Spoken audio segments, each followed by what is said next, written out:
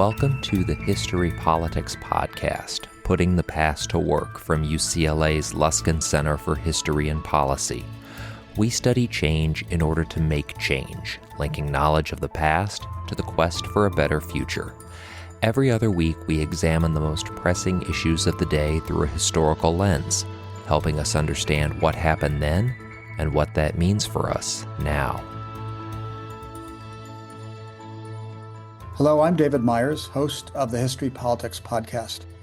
On this episode, we speak to Dalia Dassa Kaye, who is a senior fellow at the UCLA Burkle Center for International Relations and director of its initiative on regional security architectures. Dalia is the author of the new book, Enduring Hostility: The Making of America's Iran Policy. Iran continues to be an enigma to most Americans, policymakers no less than average citizens.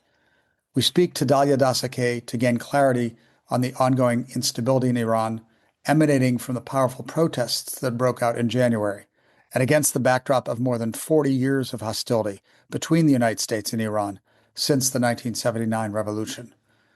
This enduring hostility, Dalia argues, is not a one-way street, but the result of both parties' own interests. Our conversation discusses the history, psychology, and present-day manifestations of the hostility, where it came from, where it has led, and what it might portend for the world in the future. Hi, Dalia. Welcome to the podcast. Thanks, David. Great to be here. So you make the point in your book, Enduring Hostility, that Iran, the United States, is the longest standing hostility that our country has had with any state. Certainly longer than the Cold War conflict between the United States and the Soviet Union. So the question is, why this enduring hostility? You've written the book on it, so maybe you can edify for us why this is. Absolutely. Well, thanks again for having me. The main thrust of the book is suggesting that when there's a conflict this long-standing, there's usually two sides to it. So yeah, a big reason why we have this conflict for now nearly half a century is all of the bad stuff the Iranians do, and at its root, the very fundamental anti-American stance of the Iranian leadership since the 1979 Islamic Revolution. But what I do in the book is I also say that the U.S. and the way we think about foreign policy, the way we think about the world, the way we have thought about Iran has also been an impediment. And essentially, when you frame a country as the ultimate rogue, as a pariah, as evil and so forth, malign, whatever word choice of the day you're going to use, and you frame an entire nation with these labels, and you do this for decade after decade, it gets very, very difficult to change the discourse and to think of different policy options.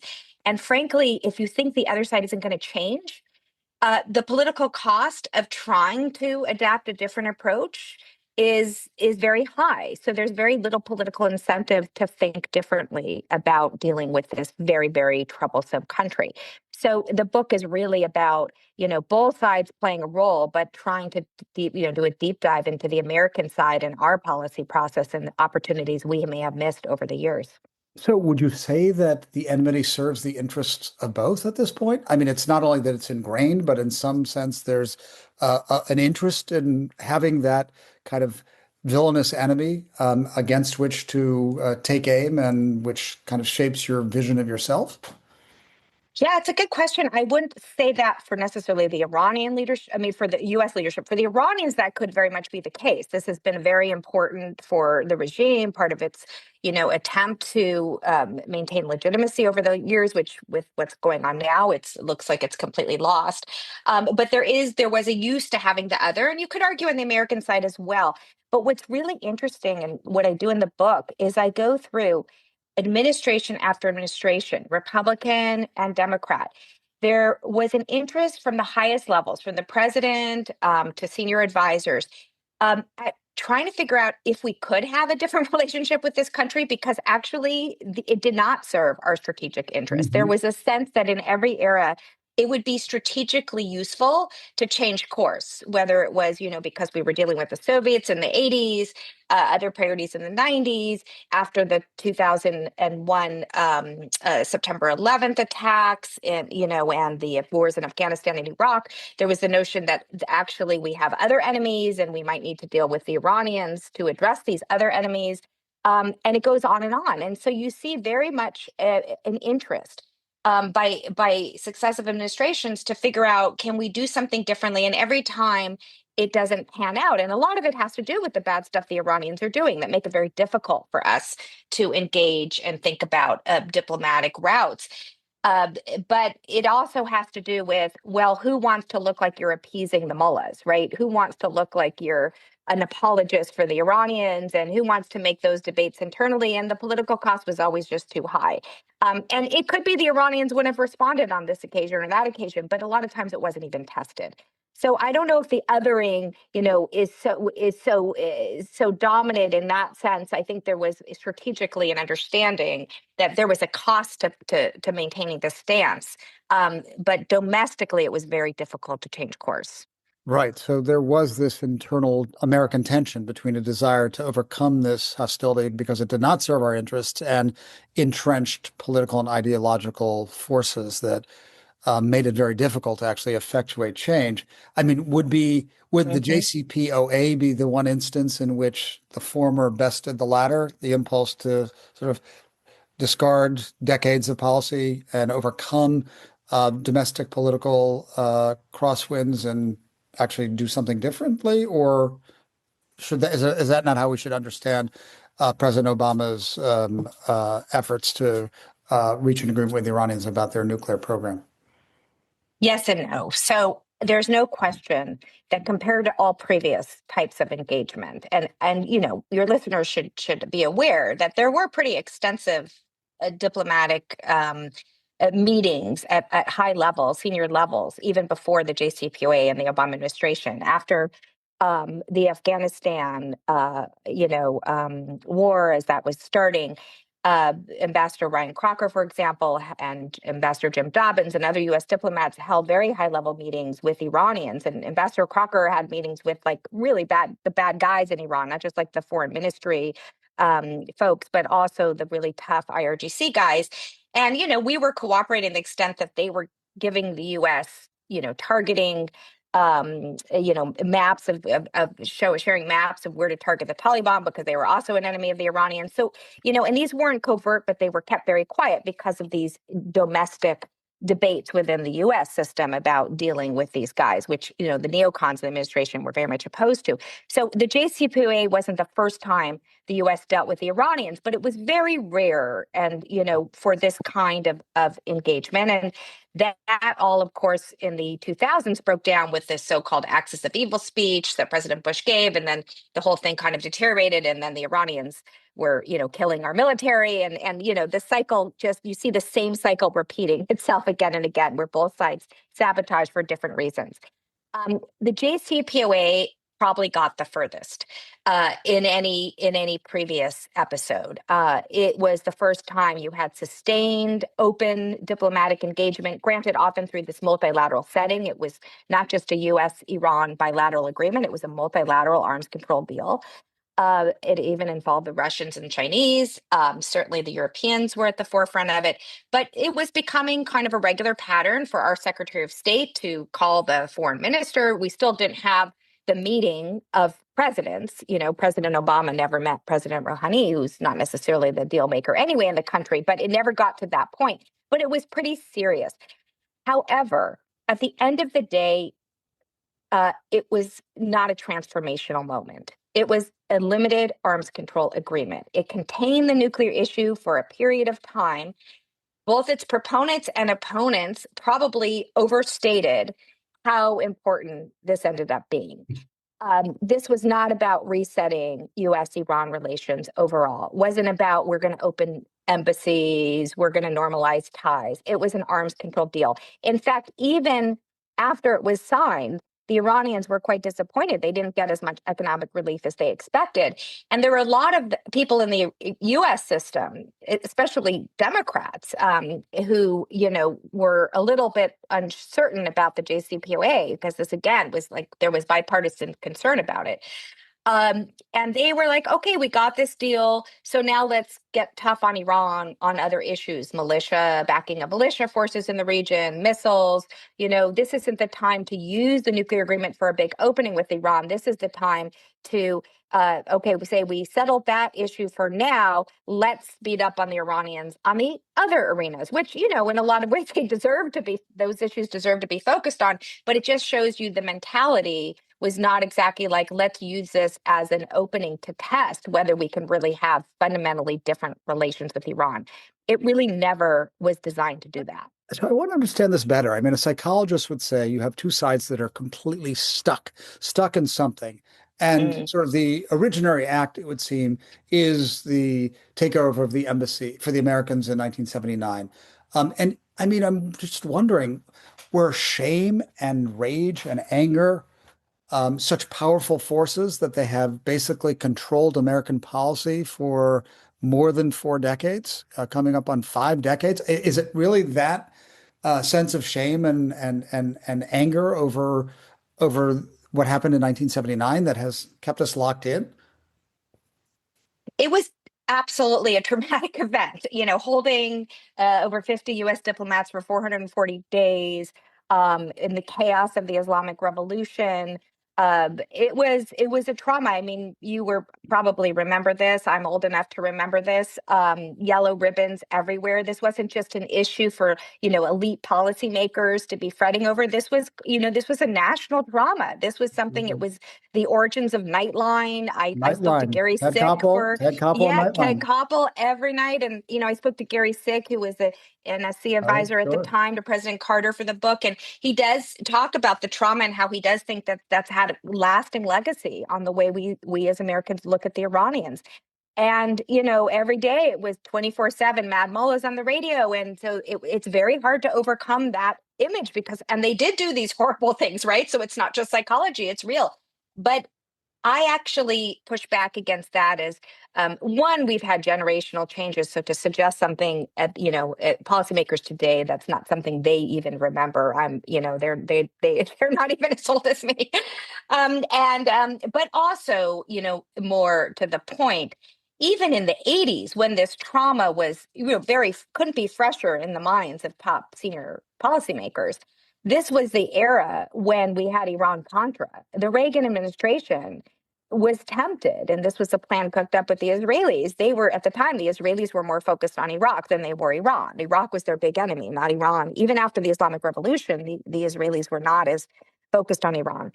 And they basically thought, well, let's see if we can find so-called moderates in Iran and deal with them, again, because of the strategic importance, right? The strategic rationale that having this adversarial relationship with such a strategically located country sitting on these oil reserves, this choke point of global oil supplies, that in those days they were worried about Soviet influence. And so there was this idea that let's figure out if we can work a different relationship. And so Reagan, sends his NSC advisor on a secret mission, actually goes to Tehran with a key-shaped cake and, Reagan's Bible and all of this. And instead of an opening, it turns into this scandal, obviously, where the U.S. is illegally selling arms to the Iranians. And it becomes kind of an arms for hostage deal, is how it's foreseen. Lots of resignations. It was a very, very big moment. And there's an argument. And so my point is, if Iran-Contra was if the hostage trauma was so traumatic, why would you have senior officials, writing NSC memos, actually acting on these memos, going to Tehran, seeing what they could cook up? No, there were still strategic interests that were driving, some efforts to see what they could manage. In the end, it became this scandal, and what it did is it just exacerbated the narrative of Iran. Our Iranian leaders, they're not people we can deal with. They're going to, it's going to have blowback.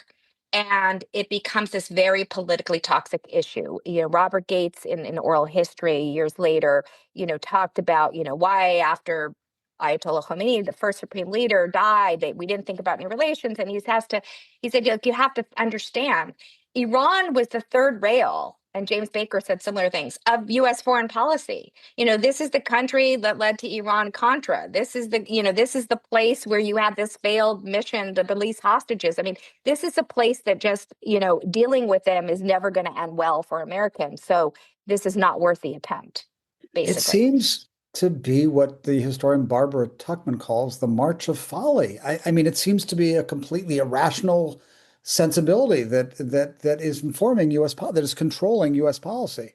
I mean, is that a completely unfair assessment? Well, I think that would be going too far, but I do think there is some psychology. I think more than psychology, my book is actually pointing to discourse and narratives. And so it's not a complete folly in the sense that, yes, we have our blind spots, and part of that is driven by psychological impediments. But it's also, the Iranians are doing things that make it very difficult to change course. So again, that's why there's two sides to this. It's not just like you're making this up. That said, I think it's more about the way you frame issues in foreign policy. Narratives really matter when you frame a country a certain way. And that goes beyond, an individual psychological approach to a country. It's also about what becomes politically acceptable, what language you can use that's acceptable. And then it kind of starts to limit the policy menu, in terms of what options you'll even consider. I mean, there's one story. In fact, I talked to Dennis Ross a bunch for this book and different eras. And he gave an example of sitting in a principals meeting, the president and high level cabinet members.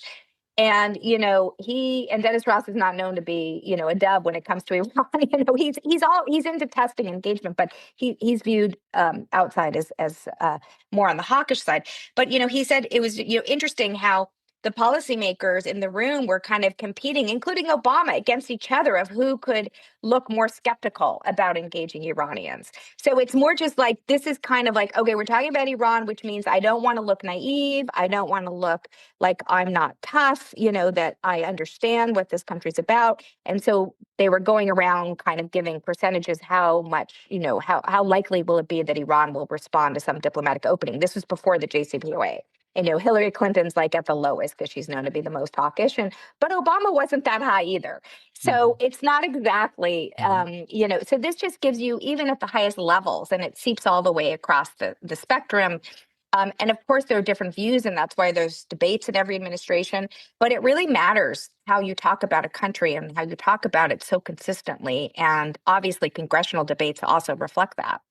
So let's flip the lens and look at how this looks through Iranian eyes, or to follow up your theme, what discourse the Iranians use. I mean, the familiar phrase that we all recognize is the United States as the great Satan, which clearly emerges out of a theological political worldview of Ayatollah Khomeini and the Iranian Revolution. I'm curious to know how far back we need to go to understand kind of the fixity of place of the United States in the Iranian imaginary. Do we go back to 1953 and the CIA-sponsored coup of Prime Minister Mossadegh and the United States support for an oppressive ruler, the Shah of Iran? Where do you situate the current discursive fixity of the United States in Iranian language and imagination? Yeah, it's a really good question. I just want to note that, my book is not about the Iranian side. Yeah. I mean, obviously it comes into play, but there are many good books and many good Iranian scholars who focus on it. And then there's no consensus about what the source of it is.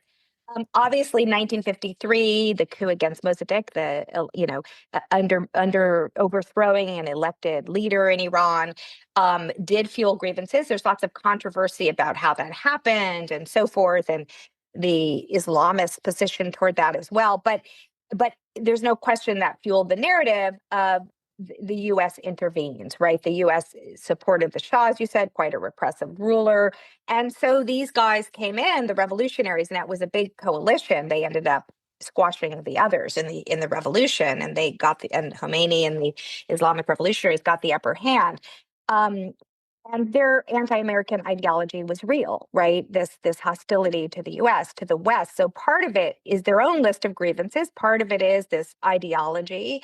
And over the years, I think some of it changed. I think there was a sense that and this is an ongoing debate among Iranian scholars, I think Henry Kissinger once kind of said the phrase, is Iran a country or a cause, right? Is it just an ideology about resisting the West, or is it have national interest? And if you just look at the history, the way Iran has acted, they've acted through both lenses, I think. So there's not a definitive answer. At times, they have been the symbol of the resistance, the one that fought Israel. At times, that served them well to get wide regional support. They lost a lot of that when they supported Bashar al-Assad in Syria. They didn't exactly look like they were resisting Israel. They looked like they were killing Arabs. And so, they've lost a lot of legitimacy in the region, certainly at home, that's needless to say, over time. But there were times when also they acted in very pragmatic ways, frankly, to survive, right? So the driving ideology, so I think you could say at this point, is survival of this leadership. And they accepted the JCPOA. It was a compromise. You could argue it was in their favor, but some people argue the Iranians would never agree to any deal. They agreed to an arms control agreement that, by all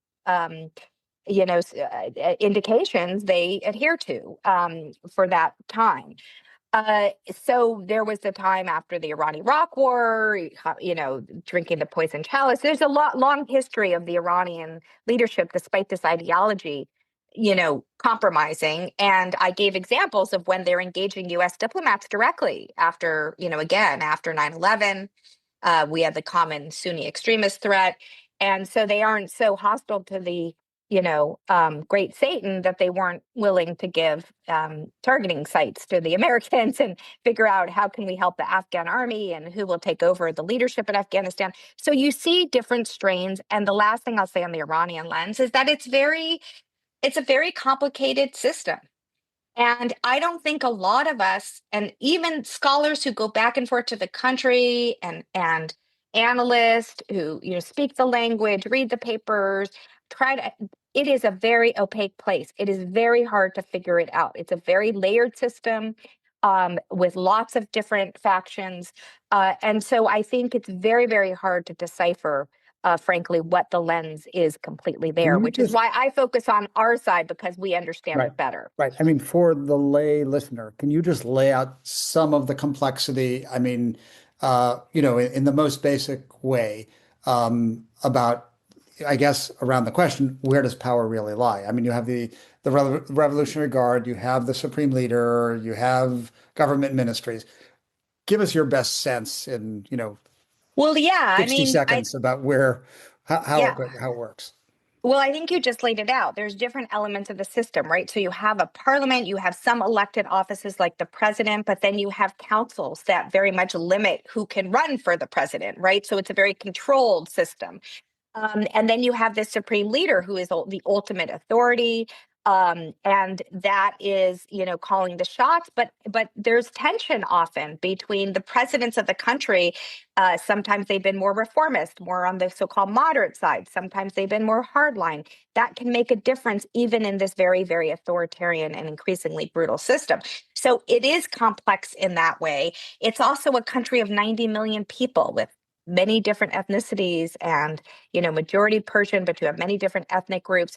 So it's, the whole idea of trying to figure out, and especially when you are an authoritarian country without transparency, it's hard to figure out what popular opinion really thinks, who has the upper hand in government at any which time. I mean, maybe that's hard in our country as well, but it's definitely difficult to figure out in a country like Iran. So the unpredictability of Donald Trump is an added element that complicates and confounds all sorts of expectations and prognostications. And there seems to have been a very considerable acceleration of development since June 2025, when you had the Israel-Iran 12-day war, and then the United States attack on the nuclear facility in Iran. What did that do to the existing equation? And would you agree that there's been an acceleration of developments? And of course, then we'll try and answer where's it headed. But let's begin with how you understand the events of June 2025. Yeah, I think it's really important to start before June 2025 because the acceleration, which I agree is absolutely there, did not start last June. I would say it really started with the US leaving, this is under Trump's first administration, leaving unilaterally the Iran nuclear deal in 2018, even against the advice of his own advisors at the time. There was about a year of the Iranians waiting to see if anybody could salvage it. Didn't happen. They started lashing out at oil facilities in the region. That's really where you get an uptick in escalation. That continues through Biden. And then you get to October 7th, the Hamas attack on Israel. And that was, I think, the game changer because it really changes Israeli strategic thinking.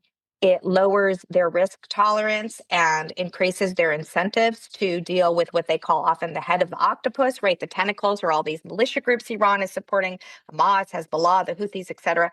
And the idea, I argued from the very beginning of after the October 7th attack that this will become a regional war, and it did.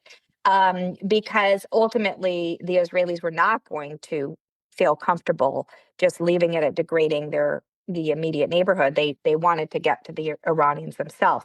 So during the regional escalation of the October, war, the Israel-Hamas war after October 7th, you had really huge red lines crossed. So for all these years, the Israelis and Iranians had kind of a shadow war going and so forth.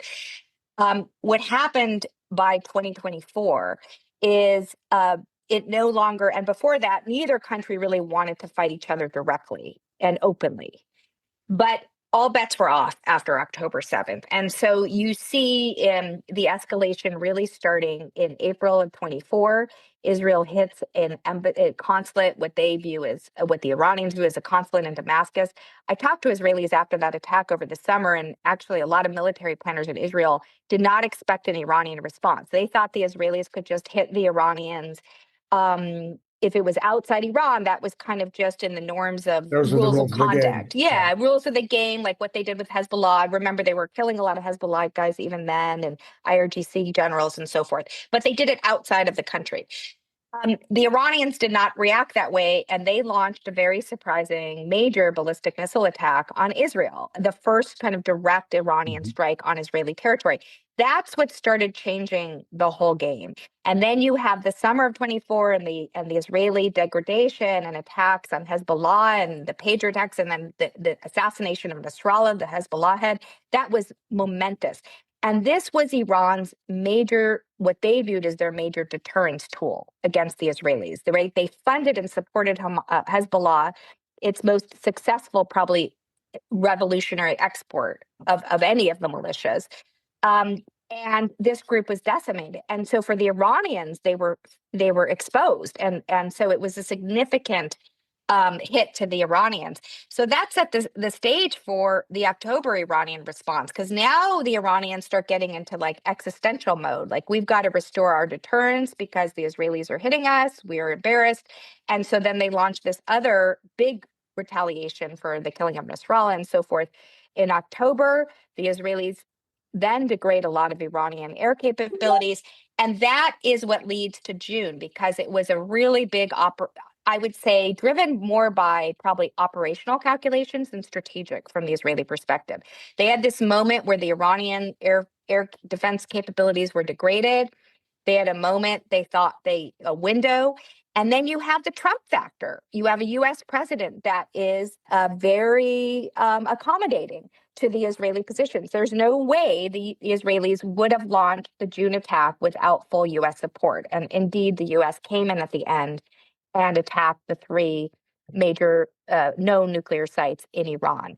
So June was transformative, but the transformation happened in the years running up to that. Very helpful. That's important. Yeah, very helpful to hear. I want to just stay for a minute on that third partner in this unhappy marriage, the Israelis, and ask your sense of how accurate an impression they have of the Iranians, because it's been, if we're talking about discourse, a fixed feature of Israeli political discourse to argue that that Iran constitutes a grave existential threat to the existence of the country. And I'm Yeah. wondering how you understand that. As someone who spent a lot of We time studying not just Iran, but absolutely. Israel. Yeah. Yeah. And I spent a lot of time studying Israel, Iran, and it's a huge part of the equation. It's a big part of my book, although at the end of the day, I argue that US policy on Iran is homegrown. But I think the Israelis, like the US, there's bipartisan agreement on Iran now, but that wasn't always the case, actually. There was a time when there was more debate about how to deal with Iran. There were Israeli policymakers at a certain point who didn't like the framing of Iran in these existential terms that Prime Minister Netanyahu is so famous for. And he's the one who has elevated this threat. They thought that actually by Israel posing Iran as such an existential threat, that actually suggests Israel cannot deter Iran, like Israel can't defend itself. So they thought that wasn't useful for Israeli deterrence. They thought it was also that Israelis needed to be careful to be aligned with the United States. And so they didn't like the approach of Israel kind of being in the front seat when it came to confronting Iran, because it's a global problem, not just an Israeli problem. So there were debates in the past in Israel about how to deal with Iran, but those debates have kind of narrowed and pretty much diminished with October 7th. There's even before, but increasingly now, really alignment across with all of the frustration with Netanyahu among different political parties in Israel, and infighting. There's not much fighting about Iran. The June war was universally supported. So And do you think it's an I think that's accurate, important. do you think it's an accurate read to believe that Iran is indeed intent on destroying Israel? Oh, well, that's a different question. I mean, I don't. I'm more interested in how leaders look at threats. I'm not to try to describe motivations is very difficult. You could argue, and many have, and there's a good case to be made, that the Iranians and the Israelis, I wrote a book at Rand on this about the Israeli-Iranian rivalry, and they are not natural enemies. There's a lot of alignment. The enmity didn't really get going until the 90s and really didn't take off until the early 2000s. The Iranians and Israelis have practically dealt with each other when need be. Uh, yes, I mean, I think the Israelis should and take these threats seriously, but the Iranian strategy was often keep war off our territory, right? Keep it. And so these mechanisms, Hamas, Hezbollah, especially Hezbollah, we're kind of, let's make sure our enemy feels the pain, but we don't want the return address to be us. So, it's not clear. And most Israelis over the years did not think the Iranians were developing or attempting to develop nuclear capabilities and nuclear weapons. They only have civilian, but the attempt at weapons, which was the concern. Most thought they're not doing it to destroy Israel. Israel has a nuclear deterrent, right? It's to gain leverage to do more conventional stuff.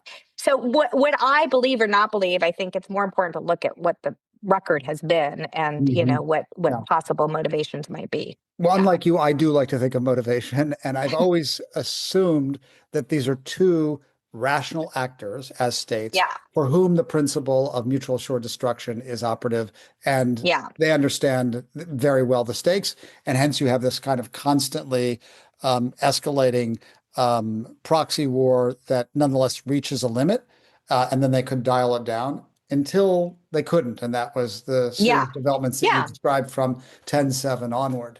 Yeah. And And I now subscribe to that analysis. the strategic balance has been altered.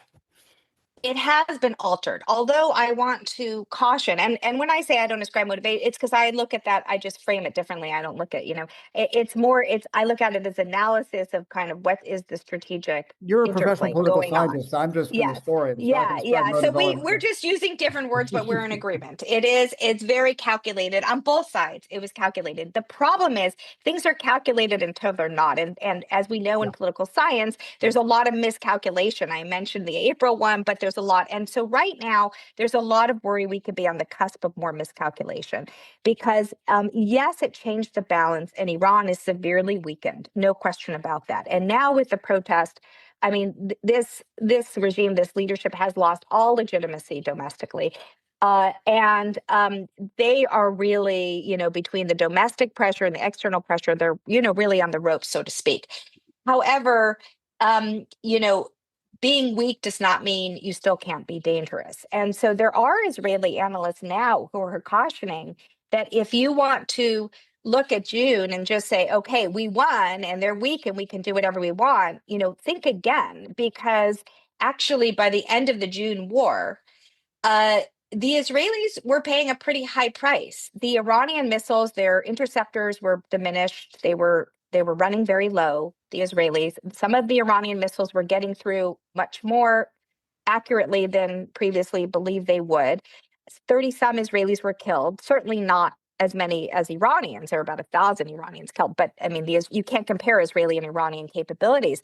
But you don't need a lot of missiles to cause a lot of damage in Israel to the economy, billions of dollars in missile defense, damage to infrastructure.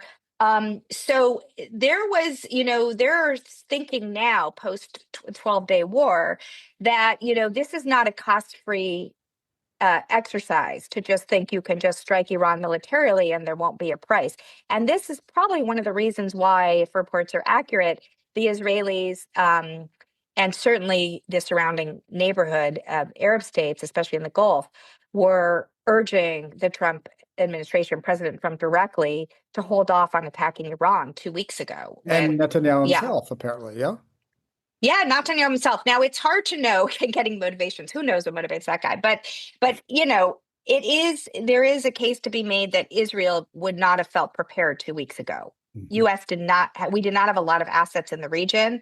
As of this week, we now have an aircraft carrier group. We have a significant amount of missile defense capabilities that have been just pushed over to the region in the last week.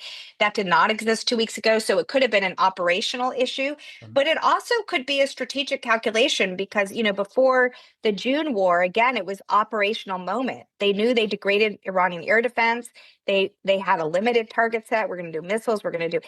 And they didn't necessarily expect the reaction they got. Now that they saw the reaction, there's more worry in Israel. And if you're going to pay a price and have the risk of being attacked, you're going to want to know that these attacks are going to do something significant. And it's not clear what military attacks can do. What the goal is generally speaking, military strikes do not topple regimes. Right. Okay, I want to talk about where we might be heading as we move towards the conclusion. But could you tell us what you think the significance of these recent protests were and how they're different from, if they are, from the 2022 protests? They do seem to be different. Again, speaking of crossing red lines, seems like a moment that has crossed all red lines. They're different in that they're widespread. They're not just issue specific. They really look like people are just wanting the regime gone.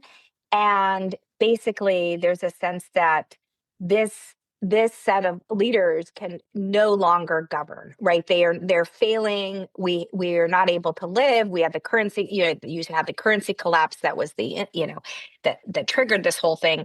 But it's so much more than economics. Previous protests, focus more on economics, or we want our vote in the 2009 Green Movement and so forth. This is about this. We can't survive with this government. So it does seem to be more significant. And the other tragic reason it's significant is the leadership, probably because they do view this as existential for all the reasons we just spoke about, appear, and again, we're getting very fragmented information because of the internet blackout, but they are responding with the most brutal force we have seen yet, at least in decades, possibly since the 1979 revolution. So you're talking thousands, if not tens of thousands killed, tens of thousands imprisoned. Again, the 3-week internet blackout, this has never happened before. So clearly, the Iranian leadership is worried. Where do you think we're going? The honest answer is, I don't know. I think what worries a lot of us is it's hard to see good outcomes. And we absolutely should be thinking about ways to support the people in the country when they're facing this horrendous repression.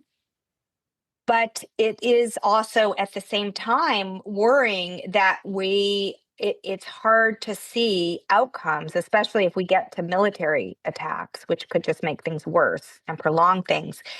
But there does not seem to be a unified opposition within the country that can offer a replacement. So this is why none of us know what's next. So there's talk about, different scenarios. Maybe Republican guards take over and you get rid of the clerics. And, so you'll have a different kind of brutal regime like Venezuela, right? Just get rid of the that said, let's keep in mind, you get rid of the leader in Iran. This is an Islamic major Shia leader. This is going to have regional implications. This is not just like country specific. So that's going to be a bigger deal. As much as people despise him within Iran, still, it's a religious figure.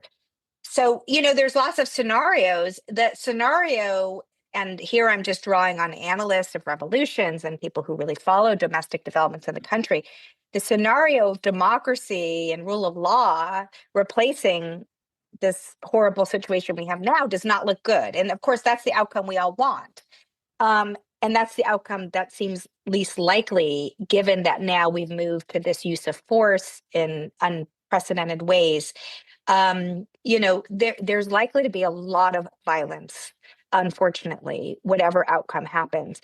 I think the only way things really change is from the inside. And I think the likely way this will change is especially when you have security and leadership fracturing. And we haven't seen it to the extent that you would need to really have a significant change. That could change. And so this is why, you're a historian, you probably don't like to predict.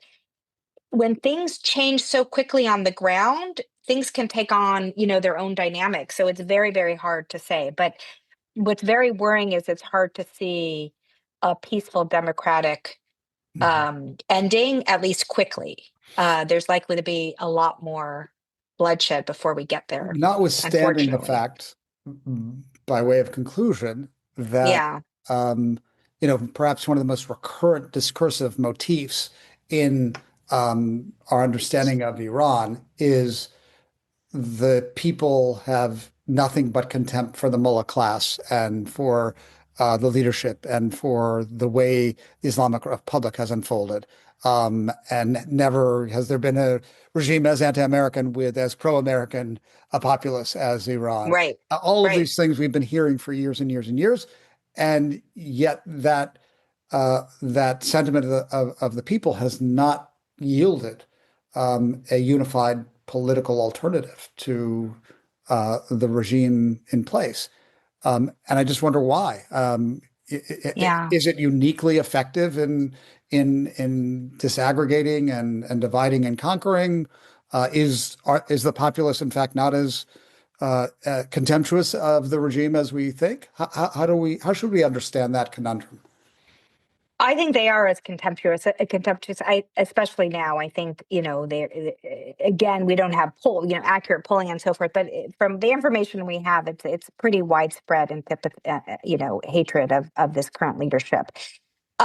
There are several reasons. One, this regime is very good at creating security forces to protect itself and its survival. The IRGC, these forces are designed for regime protection. That's why you have a separate military in Iran, separate from these guards that are a regime protection force.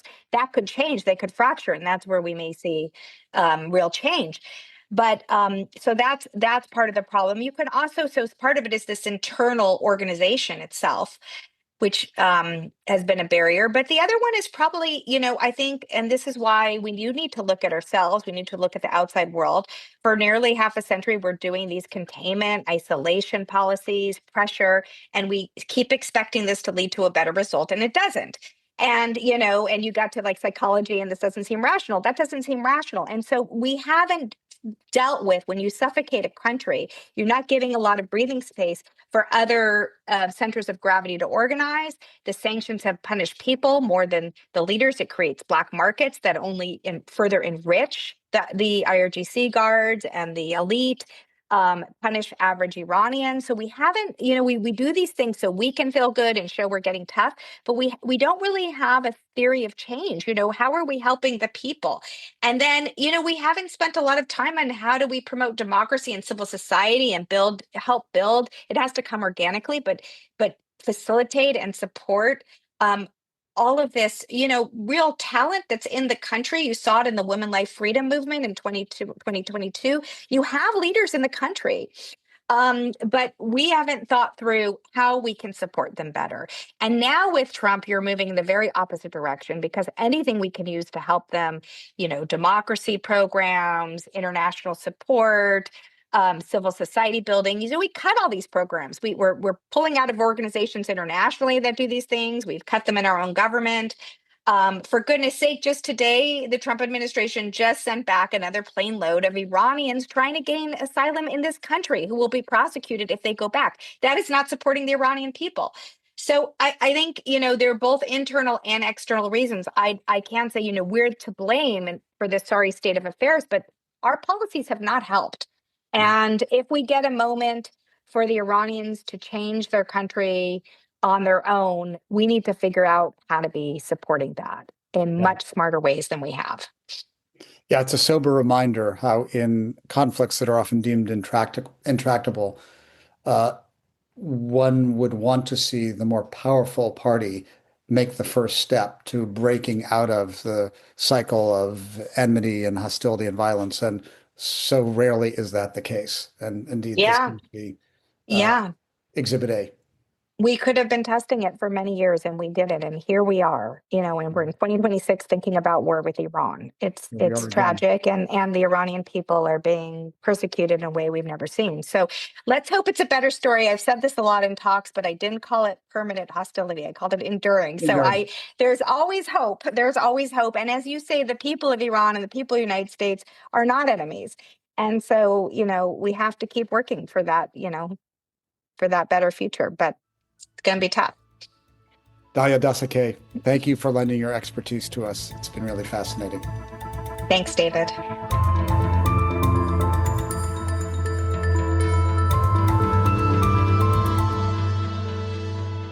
Thank you for listening to the History Politics podcast, Putting the Past to Work, from UCLA's Luskin Center for History and Policy. You can learn more about our work or share your thoughts with us at our website, luskincenter.history.ucla.edu. Our show is produced by David Myers and Rosalind Campbell, with original music by Daniel Reichman. Special thanks to the UCLA History Department for its support, and thanks to you for listening.